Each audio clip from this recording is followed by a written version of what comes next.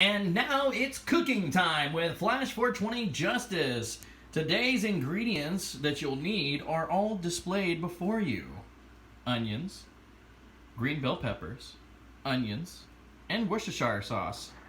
Once you have your ingredients prepared, load them into a blender. Once you have enough Worcestershire sauce, blend it until it's a liquid. Next step is only if you like mustard.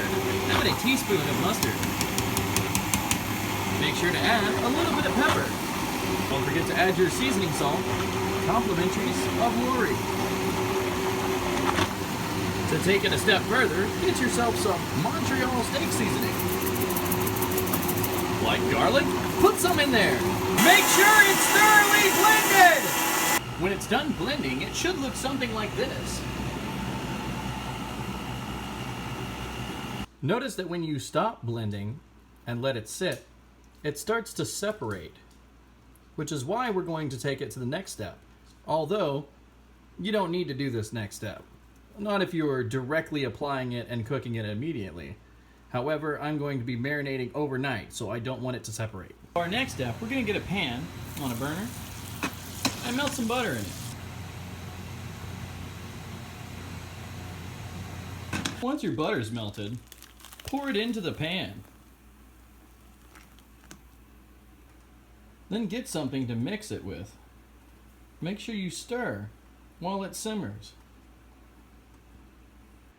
Once it's properly simmered, it should look like this.